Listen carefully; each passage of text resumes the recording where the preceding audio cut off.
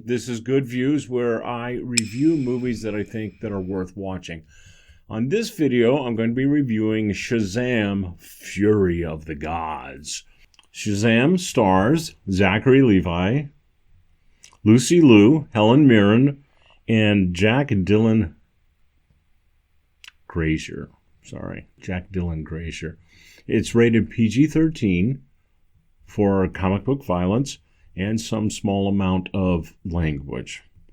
The basic premise for Shazam is, in the last movie, the original movie, Shazam destroys this staff. Well, it turns out that staff is what was preventing the daughters of Atlas from leaving their realm, from their dimension, and coming to Earth and becoming a threat.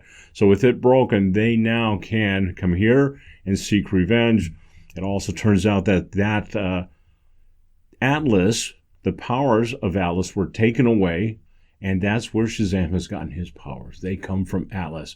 So the daughters wish to come and return the powers, steal the powers back from Shazam that belong to their father, and there's also a seed that they have to find, and they're going to go back to their realm, supposedly, and repair the damage that was done, because their realm is a dying realm, and they need all of that, the power and the seed, in order for the tree of life to spring back to health and bring their dimension back to life and functionality. All right, so that's the basics.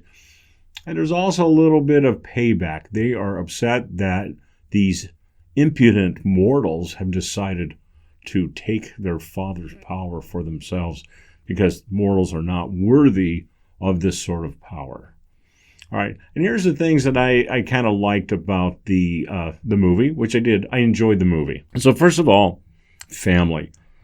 The storyline centers around Billy and his attachment to his blended family, and that's great. I just love that the family loves each other and they work together, and I love to see movies where the families are functional. That doesn't mean the family doesn't have some problems, because what would a movie be if there weren't some problems to overcome? But overall, this is a family that tries to work together. Point two, a lot of time is spent on Freddy and his inner strength rather than his physical disability. So Freddy also can transform into a Shazam-powered superhero thanks to Billy, which is Shazam's alter ego, his real-life ego. And we see Freddy dealing with one of the daughters of Atlas. I mean, it doesn't really come as a surprise. There's a new girl, and, if you have any ability to be able to kind of look down the road, we know that this is going to be one of the daughters of Atlas. So he deals with her, and we see a strength of character. And I so love that in a movie.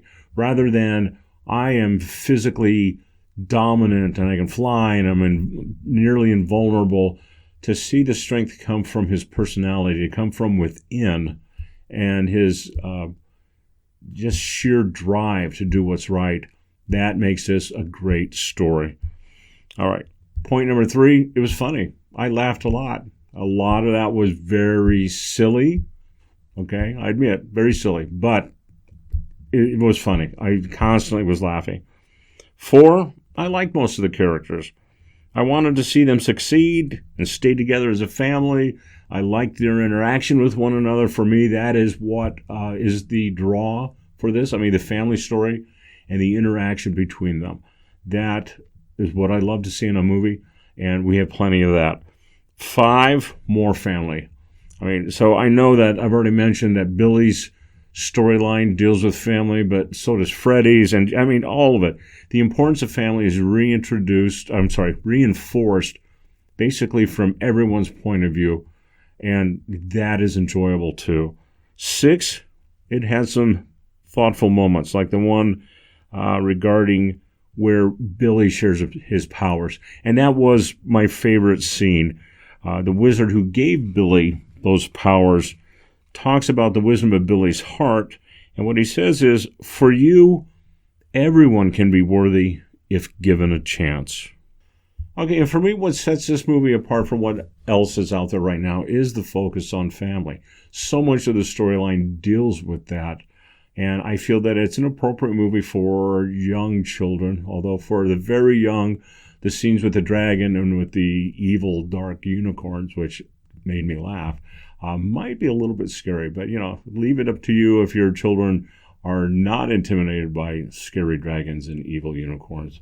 This film has so many good messages throughout it. On the negative side, it was cheesy. And I know superhero movies are cheesy, but some of the moments in this film were just, they were too cheesy, even for a superhero movie. The superhero moments, for me, they were okay. There's nothing wrong with them. There's some fight scenes, but how many times can we see a guy get punched through a wall and then it's still entertaining?